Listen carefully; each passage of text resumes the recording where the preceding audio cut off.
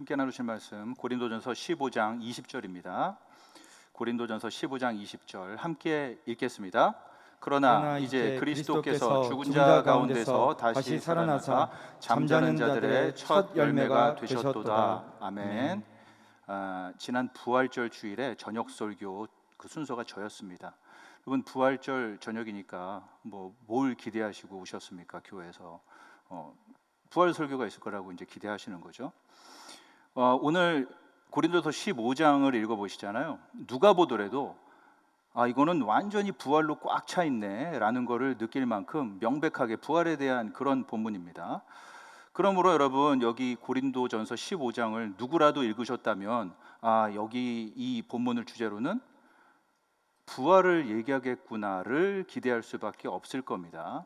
그렇기 때문에 오늘 보시다시피 설교 제목이 저렇습니다. 누군가 이거 봤을 때 부활이 이 집을 냈나? 여러분, 이런 생각을 하면 안 되는 거란 거죠. 부활 2 되겠어요.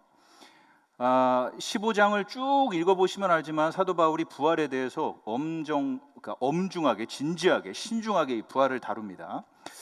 제가 언젠가 프로 야구팀 감독의 인터뷰를 본 적이 있는데, 각 팀마다 연봉을 굉장히 많이 받는 이 슈퍼스타들이 있잖아요. 그리고 이 사람들이 결국 승부가 갈리는 아슬아슬한 순간에 이제 책임을 집니다. 돈 받는 만큼이요. 그러니까 중압감을 느끼는 거죠. 스트레스가 엄청나다고 해요. 또 이런 사람들이 돈값을 못해서 혹시나 슬럼프를 겪는다고 하면은 신문에서 또 팬들이 가만 놔두질 않는다고 해요. 정말 스트레스가 심하다고 해요. 그래서 이 감독들이 하는 얘기가 뭐냐면은 정신 상담을 받도록 한다고 합니다. 이 중압감에서 벗어날 수 있도록. 그리고 어느 정도 효과를 보는 것도 같아요. 또 몇몇 감독들은 선수들이 종교를 갖도록 한다고 합니다. 그래서 뭔가 의지할 것이 있고 마음의 평화를 찾고 또 안정감을 가지면 경기력의 향상과 연결될 것이다를 기대하는 거죠. 근데 여러분, 이게 전부입니까? 우리가 그리스도를 믿을 때, 예수를 믿을 때 우리가 기대하는 것이 이게 전부냐는 거죠. 우리가 교회를 찾아올 때 과연 우리의 기대의 모든 것은 이것뿐입니까? 하나님, 나에게서 제발 스트레스를 벗어나게 해주세요. 저 사람들의 시선, 사람들이 나에게 요구하는 저 모든 것에서 너무너무 중압감이 심해요. 이걸 어떻게 벗어날 수 있죠? 를 기대하는 겁니까? 어쩌면 많은 분들이 종교로부터 이런 것을 기대할지도 모르겠습니다. 내게는 지금 이 위기를 벗어날 수 있는 뭔가 이 지혜가 필요해. 영감이 필요해. 이런 거죠. 나한테는 지금 묘수가 있어야 돼. 나는 너무 힘들어. 지금 내가 갖고 있는 걸로는 안 되니까 뭔가가 새롭게 있어야 돼. 물론 여러분, 기독교에 이런 게 없다는 건 아닙니다. 그리고 정신 상담을 통해서도 어느 정도 이런 걸 얻을 수 있어요. 그렇지만 사도 바울이 고린도전서 15장 14절에서 이렇게 얘기합니다. 만약에 부활이 없다면 너희들이 믿는 것은 다 헛되다. 너희들이 부활을 모른다면 너희들이 기대하는 지혜라는 건 없다. 너희들이 부활을 모른다면 너희들이 원하는 능력이라는 것은 아마 찾아볼 수 없을 것이다. 이렇게 얘기하는 거죠. 여러분, 사도 바울이 왜 이렇게 부활에 대해서 목청 높여 얘기하는 겁니까? 고린도 교회가 이 부활의 중요성을 많이 잊어버렸어요. 부활이 뭔지 이 사람들 사이에서 좀 흐려지기 시작했다는 겁니다. 그래서 오늘 이 15장 이 부활을 집중적으로 다루고 있는 부분에서 이거를 전부 다 다루자면 밑도 끝도 없어요. 계속해서 얘기할 수 있을 겁니다. 그런데 15장 20절을 중심으로 하여 이 15장을 전반적으로 한번 생각해 보기로 하겠습니다. 이 15장 20절에서는 두 가지를 얘기해요. 예수 부활은 실제 일어난 일이다. 실제 사건, 역사성이다. 이렇게 얘기하죠. 그 다음에 또 하나는 부활이 열매다. 이렇게 얘기하는 겁니다. 첫 열매라고 얘기할 때는 지금 경험하는 미래다. 이게 좀 어려운 얘기예요. 다시 말해서 부활은 실제로 일어난 일이다. 동시에 이 부활이 뭘 이뤄냈는지도 알아봐야 한다. 자, 요 15장 20절에서 요 두 가지 포인트를 한번 보도록 하죠. 부활의 역사성과 또 부활이 이뤄낸 것, 공로가 뭐냐, 이런 겁니다. 먼저 이 부활이 사실이다, 역사적인 일이다를 봐야 되는데, 이 부활에 대해서 해석하는 여러 가지 방법들이 있어요. 제가 다른 교단은 이렇다, 다른 신학은 이렇다, 이런 얘기는 안 하겠지만 기본적으로 이런 겁니다. 어려운 일이 있었는데 부활이 있으므로 어려운 일 이후에는 항상 긍정적인 일이 있다, 이거죠. 험난하고 힘든 일이 있지만 그 뒤에는 항상 희망을 발견할 수 있다. 뭐 겨울이 있으면 봄이 있는 거다. 물이 얼어붙었으면 녹아서 흐르게 돼 있다. 이게 세상의 이치다. 그리고 그거를 상징하는 사건이 부활이다. 이제 이렇게 얘기하는 겁니다. 그런데 여러분, 제가 한번 생각을 해볼게요. 여러분, 막 예를 들어서 아주 극단적이지만요, 비행기가 추락을 한단 말이죠. 한 1분 있으면은 어떻게 될지 뭐 뻔히 보이는 순간이에요. 그런데 여러분, 거기에서 여러분, 뭐 비행기 추락하지만요, 좋은 일이 생겨요. 걱정하지 마세요. 인생이 그런 거잖아요. 여러분, 이렇게 얘기하실 수 있겠습니까? 여러분, 이런 것이 정말 가능한 겁니까? 부활의 진짜 의미가 되는 겁니까? 여러분, 부활이 진짜 이런 식으로 능력이 되는 겁니까? 이 세상에서 일어날 수 없는, 그러므로 실제로 일어난 기적이 부활이다. 이제 사도 바울이 이렇게 얘기하는 겁니다. 상징이 아니라는 거예요. 고린도전서 15장 20절 보시면 나와 있어요. 이제 그리스도께서 죽은 자 가운데 다시 살아나사 할 때 이제라는 말이 나오는데요. 이 그리스어로 보실 때 이 이제라는 말은요, 분명하고 명쾌한 것을 콕 집어서 한번 다시 짚을 때 쓰는 그런 단어가 되겠어요. 눈이 이런 말을 씁니다. 사도 바울은 부활이 그냥 뭐 세상이 어떻게 돌아가는지 이런 상징으로서가 아니라 분명하게 일어났다. 이제 그리스도가 죽은 자 가운데서 살아나셨으니 분명히 일어난 일이다. 이렇게 얘기하는 거죠. 예수가 부활해서 몸을 갖고 실제로 돌아다녔다. 이걸 얘기하는 겁니다. 그런데 이거를 어떻게 증명하냐 이거죠. 15장을 보시면은 베드로가 사도 바울이 이걸 증명하는 방법으로 증인들을 끄집어냅니다. 증인이죠. 내가 봤다, 베드로도 봤다, 12사도도 봤다, 500명이 한 번에 부활의 예수를 봤다. 이렇게 증인들을 다 불러내요. 요걸 좀 얘기를 나누죠. 아마 뭐 어느 정도 성경 공부를 좀 하신, 양육반을 하신 분이면은 이런 얘기를 한번 들으셨을 거예요. 예를 들어서 뭐 요한복음이 요한 1서, 2서, 3서 이렇게 요한의 작품이 있잖아요. 요한계시록도 있잖아요. 그런데 어떤 분들은 요한복음이 요한이 쓴 게 아니다, 뭐 이렇게 주장하는 분들도 있어요.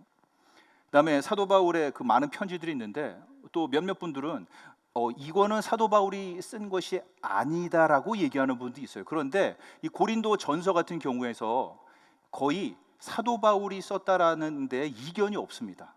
전부 다 여기에 대해서 동의해요. 그리고 고린도 전서는 예수님이 부활하고 승천하신 이후 20년 안짝에 쓰여진 책이다. 자, 이제 이렇게 얘기를 한다는 거죠. 요 정보만 가지면은 여러분 이제 부활의 역사성이 나오는 거예요. 예를 들어서 제가 우리 그 집에서 딸들이랑 텔레비전을 보는데 이제 안정환이 나와요. 여러분 20년 전에 무슨 일이 있었는지 아시죠? 한국에서 지금 21년, 2001년, 2년 때 월드컵이 있었잖아요. 근데 거기에서 이제 안정환이 나오는 거예요. 그러면은 내가 얘기하는 겁니다. 야, 저기 있는 저 아저씨 있잖아. 옛날에 20년 전에 이태리랑 축구할 때 헤딩골 넣어가지고 이태리를 이기게 한 사람이야. 그리고 우리나라가 월드컵 8강 갔다? 그럼 이제 우리 딸이 얘기하는 거죠. 아빠, 저 아저씨 그냥 저 냉장고를 부탁해 나오는 아저씨 아니야? 저 아저씨 그냥 저 음식 맛보고 그냥 그거 평가하는 아저씨 같은데? 그럼 제가 이제 뭐라고 얘기합니까? 야, 오늘 교회에 가봐. 그리고 남자건 여자건 아저씨건 아니면 아줌마건 30세 이상 누구한테나 다 물어봐. 아빠 말이 맞나 틀리나? 자, 여기 제 말이 맞다는 거를 증명해 줄 수 있는 여기 수많은 사람들이 있는 거죠. 여러분 20년 안에 벌어진 일이기 때문에 실제로 그 일이 있었는지 없었는지에 대해서 증언할 수 있는 사람들이 굉장히 많단 말입니다. 어쩌면 이게 기독교가 로마 전역으로 급속하게 퍼져나간 이유가 되지 않을까 싶습니다. 여러분, 만약에 여러분 여기 기독교가 있습니다. 여러분 믿으세요. 스트레스 싹 날아가요. 여러분 지혜가 필요하죠. 기독교만 믿으세요. 여러분 지혜로워집니다. 여러분 기독교만 믿으세요. 여러분 근심 걱정 한 방에 타파. 여러분 과연 이런 종류의 설교가 로마 제국을 한 방에 뒤집어 엎을 수 있을 거라고 생각하십니까? 복음이 퍼져나간 진짜 이유, 기독교가 이렇게 날갯짓을 하고 올라갈 수 있었던 이유는 뭐냐? 여러 사람들이 동시에 하는 얘기가 있어요. 부활 봤어. 부활 진짜야. 이 세상에서 죽음을 물리치고 우리와 함께 지낸 그분이 분명하게 20년 전에 있었다, 이런 얘기죠. 여러분, 만일 아까 얘기했던 것처럼 이제 그리스도께서 죽은 자 가운데서 다시 살아나사를 믿지 않는다면, 그래서 그냥 부활이 이 세상은 어떤 것인가에 대한 상징 정도로 생각한다면, 여러분, 그 다음에 우리는 이 세상을 죽은 이후 무슨 일이 벌어질지 모르는 거예요. 다시 말해서 우리들의 믿음은 헛되다, 이런 얘기입니다. 기독교는 그럼 부활이 없으면 할 말이 없어지는 거예요.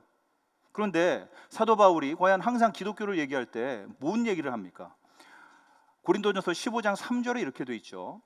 그리스도께서 우리를 위하여 죽으시고 사흘 만에 다시 살아나사. 자, 이렇게 얘기합니다.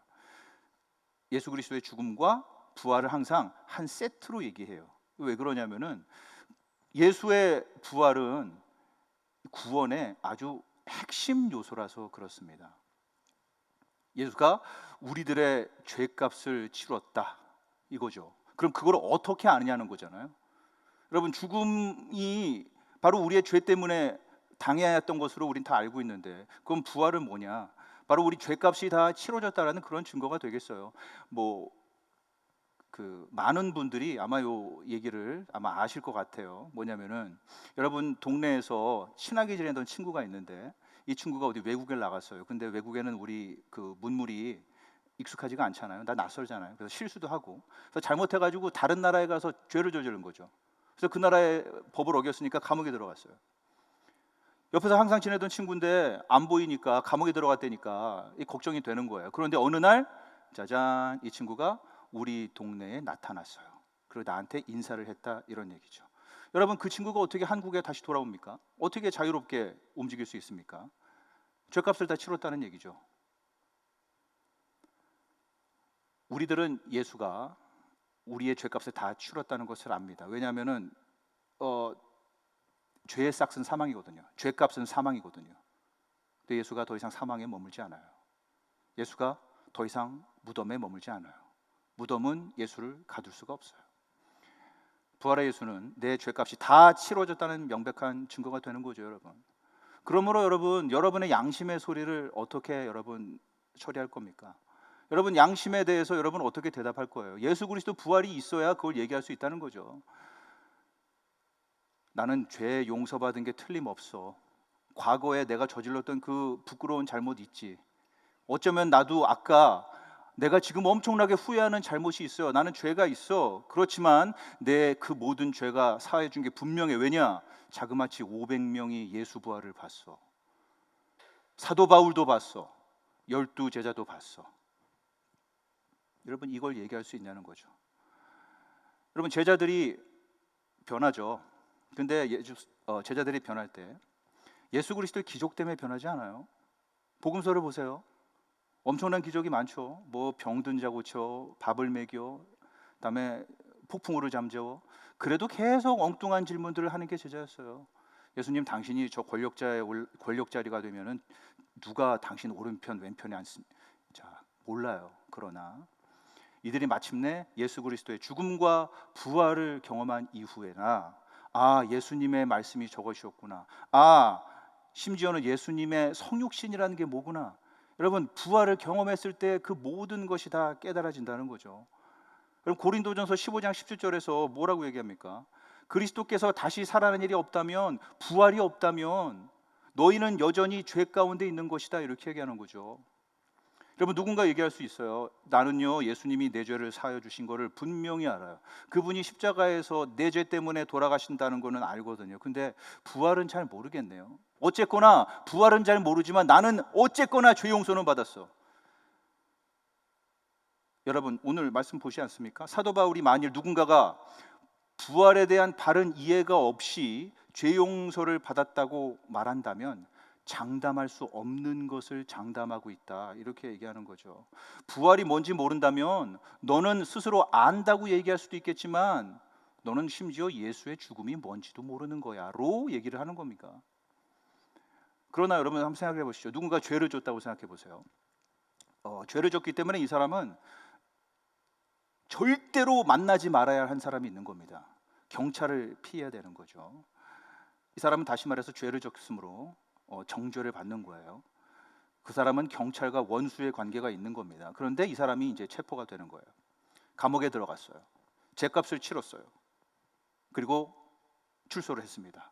이제 갑자기 이 세상에 살다가 곤란한 일이 생겼어요. 그럴 때 이 사람은 이제 경찰을 찾아가서 도움을 구할 수 있는 겁니다.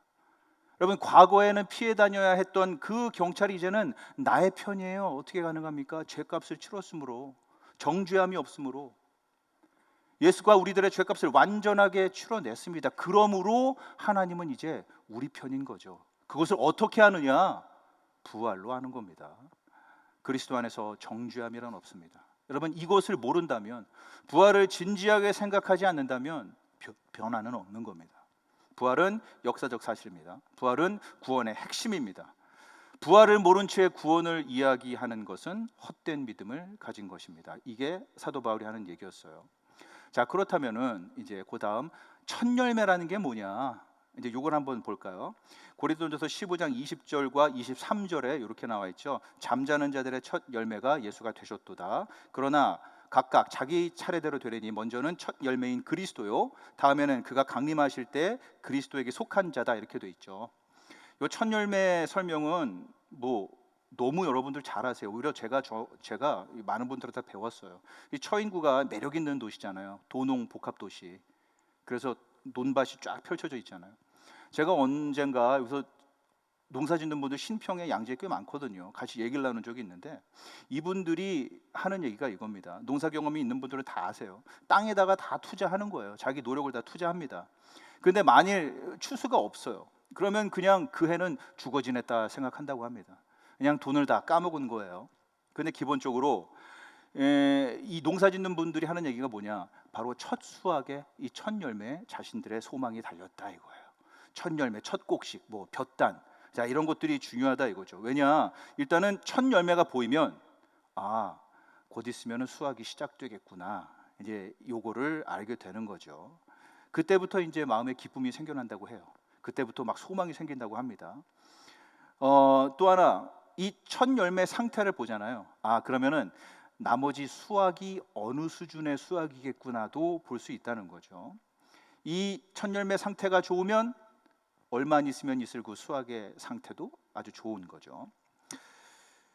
요게 바로 예수 그리스도가 첫 열매라는 그런 의미가 되겠습니다. 여러분, 기독교가 그냥 위기를 탈출하는 지혜, 스트레스로부터 벗어나는 방법, 마음의 평화 등등 이런 데서 끝나지 않는다는 거예요. 예수가 첫 열매다.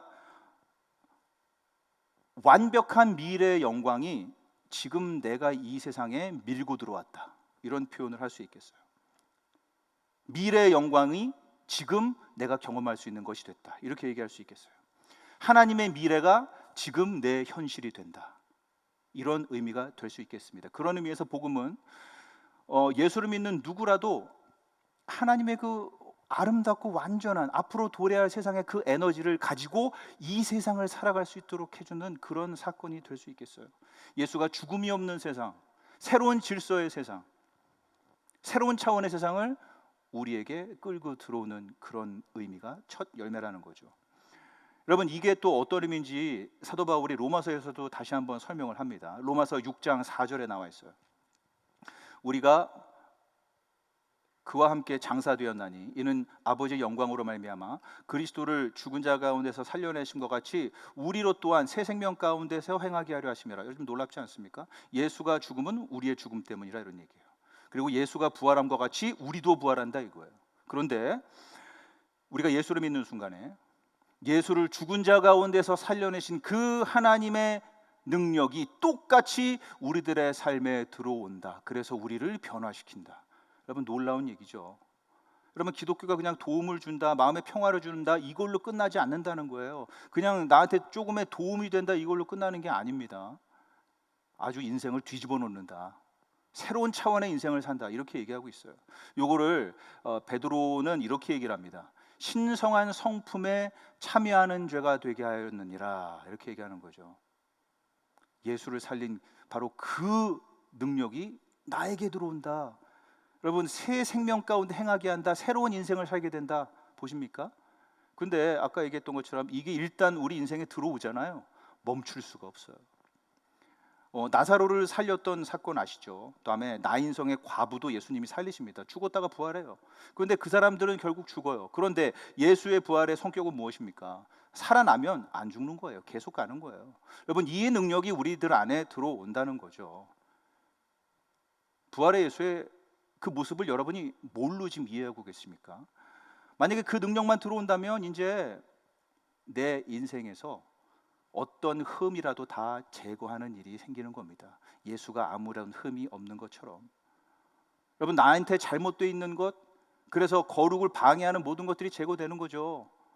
또 하나, 궁극적으로는 내 몸도 변화를 받습니다. 성경에 나오죠. 다른 박질에도 곤비하지 않는다. 어떻게 가능합니까? 몸이 변화받는 거예요. 육체의 부활도 있는 거예요. 첫째, 그리스도께서 먼저 부활하셨습니다. 그래서 첫 열매가 되는 거죠.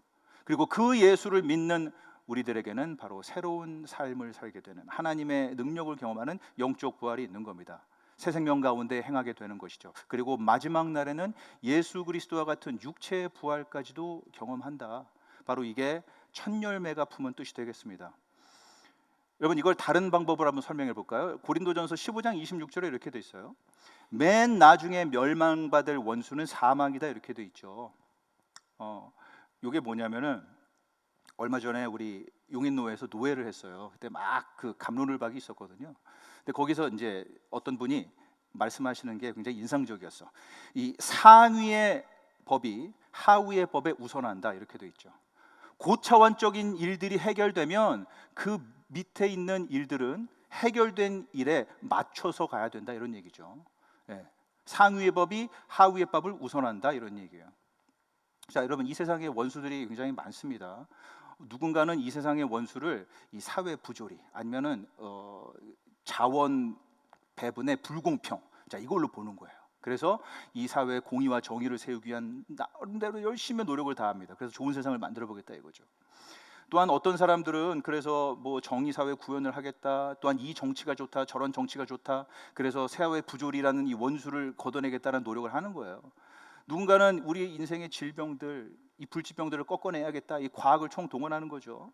그다음에 누군가는 이 우울증이나 신경쇠약 이런 것들을 해결하기 위해서 이 정신분석을 무지하게 개발합니다. 엄청난 논리들을 펼쳐나가요. 그런데 이 세상에 그 누구도 해결해내지 못한 원수, 최고 차원의 원수, 최종적인 원수가 있다, 이렇게 얘기하고 있습니다.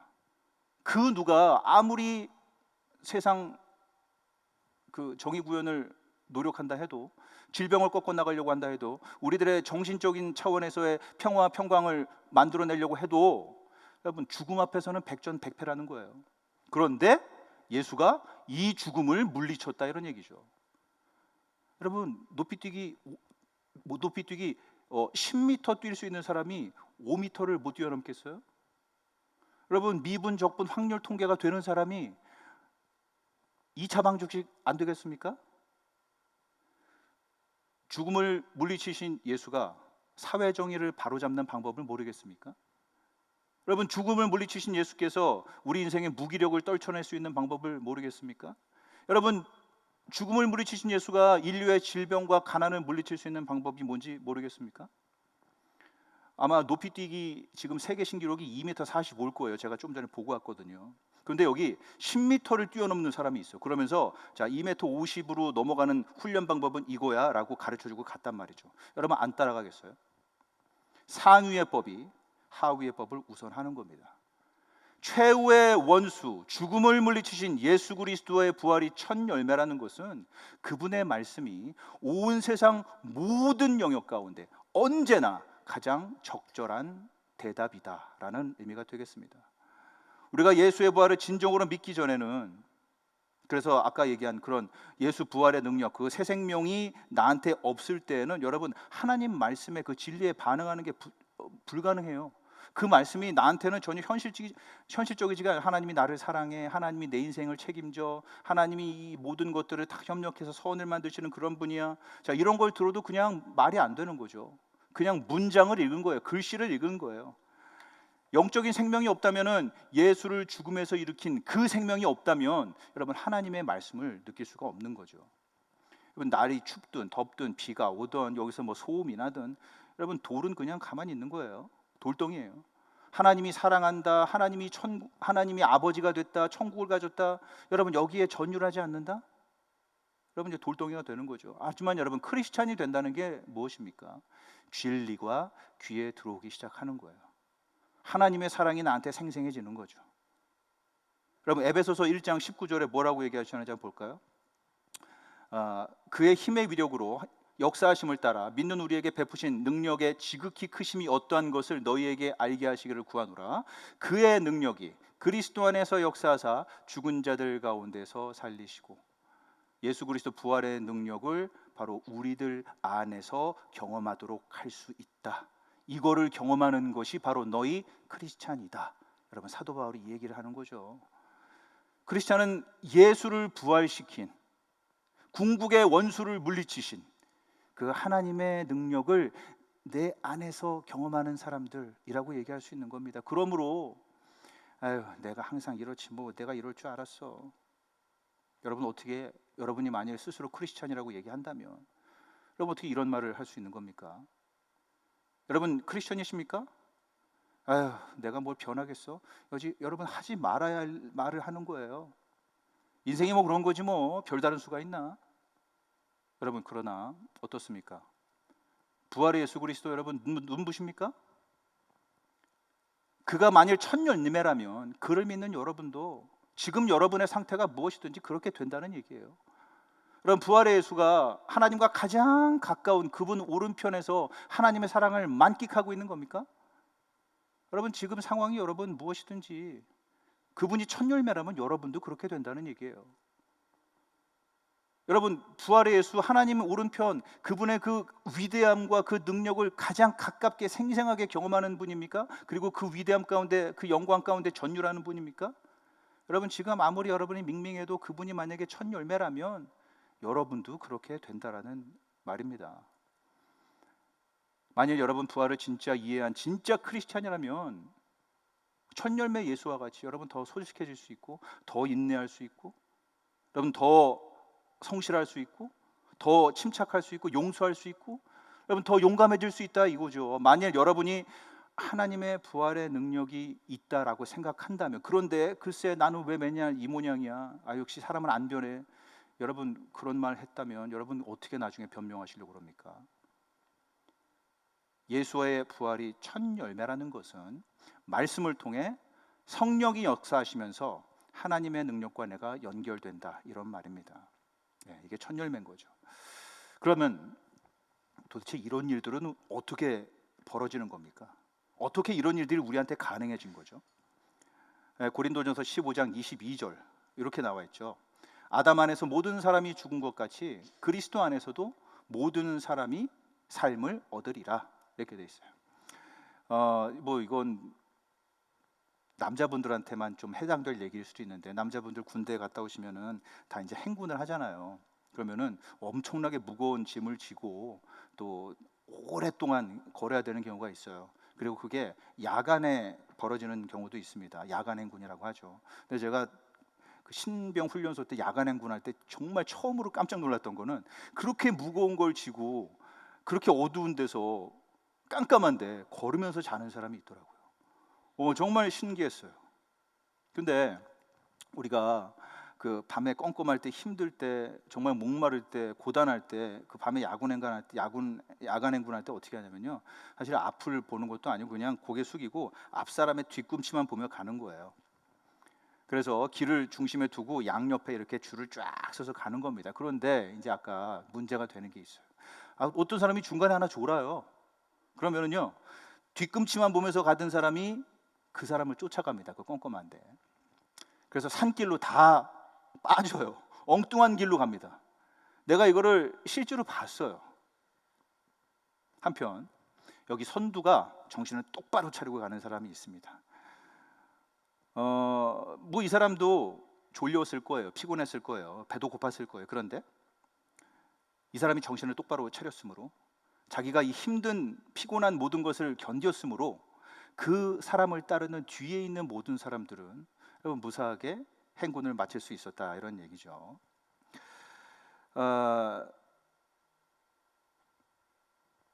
앞에 있는 사람이 꼼꼼하니까 되게 섬세하게 혹시나 땅이 파인 데는 없는지 아니면 돌뿌리가 튀어나온 데는 없는지도 역시나 섬세하게 모두 체크를 하면서 앞을 갑니다. 그리고 그 사람이 뒤에 사람들한테 위험 요소들을 다 제거해주고 가야 할 길을 만들어주면 그 뒤를 따른 사람들은 무사하게 행군을 마친다는 거죠.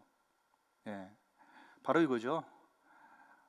아담이 바로 우리 한 명 한 명을 엉뚱한 산길로 빠지게 한 것과는 반대로 그 누군가 자신의 피로함에도 불구하고 자신의 배고픔에도 불구하고 우리들이 안전하도록 하는 게 더 중요한 한 사람, 바로 그 사람이 필요한 거였습니다. 예수 그리스도가 바로 이 피곤함을, 이 배고픔을 무릅쓴다는 것, 그건 바로 그가 십자가에서 달렸다는 겁니다. 예수 그리스도께서 바로 이 군대 행군의 선두가 되시는 거죠. 예수께서 쇠약해지시고 그가 목말랐습니다. 여러분, 그가 선두예요. 그가 우리의 대표자란 말입니다. 그가 우리의 대장이에요. 예수가 선두에서 졸지도 않으시고 주무시지도 않으므로 바로 우리들에게 도움이 되는 분이라는 거죠. 예수 그리스도께서 우리가 가야 할, 우리가 만들어낼 수 없는, 기존엔 없던 길을 만들어내시고 보여주심으로, 그러므로 그를 따를 때 우리들은 산속으로 굴러떨어지는 일이 없다, 이런 얘기죠. 자, 이것을 어떻게 또 사도 바울이 표현하는지 고린도 후서 5장 21절에 너무 유명한 얘기죠. 하나님이 죄를 알지도 못하신 이를 우리 대신하여 죄로 삼으신 것은 우리로 하여금 그 안에서 하나님의 의가 되게 하려 하심이라, 이렇게 돼 있어요. 여러분, 내가 어떻게 부활의 능력과 연결되느냐? 우리 모두는 한 사람 한 사람과 아담의 죄와 연결되어 있지만 우리가 믿음으로 예수 그리스도와 연결될 때 우리들은 길을 잃지 않습니다. 우리들은 누군가 만들어 놓은 길을 따라갈 수 있게 됩니다. 다시 말해서 구원을 받는다는 얘기예요. 예수께서 우리들이 경험했어야 할 그 어두운 미래를 대신 경험을 함으로써 자신이 마땅히 누릴 수 있었던 그 밝은 영광의 미래를 우리가 누릴 수 있도록 해주신 것, 여러분, 이것이 복음이죠. 이것 때문에 우리가 부활의 생명, 바로 그 첫 열매이신 예수 그리스도의 능력을 경험할 수 있게 되는 겁니다.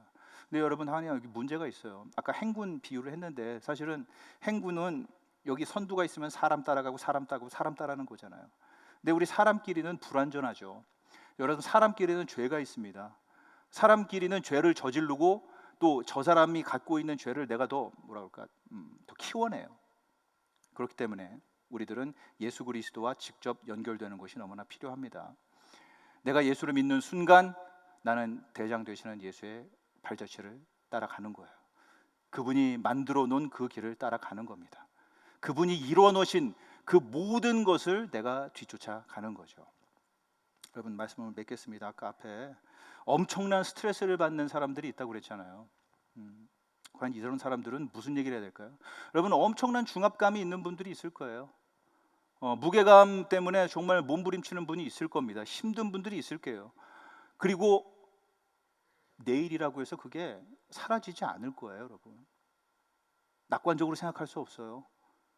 자, 여러분, 이렇게 어려움이 또 나한테 이런 스트레스가 기다리고 있는 내일을 여러분 어떻게 준비하실 거냐, 이런 얘기죠. 여러분, 아침에 일어났을 때 기도할 수 있겠습니까? 예수님, 당신은 십자가에서 더 이상 하나님의 아들이 될 수 없었습니다. 그러므로 나도 더 이상 죄인이 될 수 없게 하신 것 감사합니다.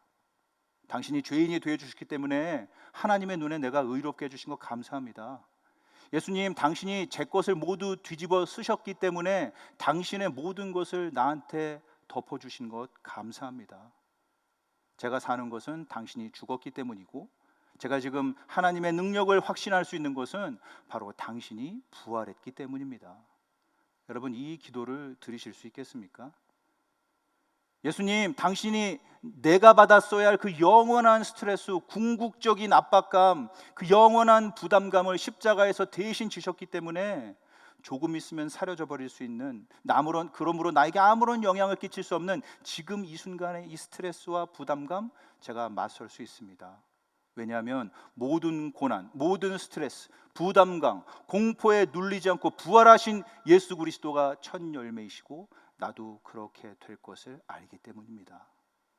여러분, 세상은 결코 낙관적일 수 없어요. 어떻게 맞설 것입니까? 오늘 사도 바울이 얘기합니다. 부활은 실제로 일어난 일이다. 그리고 부활의 예수가 앞날에 있을 영광의 능력을 지금 나의 것으로 만들어 주시는 첫 열매다. 첫 열매 되시는 부활 예수 그리스도로 말미암아 날마다 승리하며 또한 예수 그리스도의 영광을 뿜어내시는 여러분들 되시기를 예수의 이름으로 기도합니다.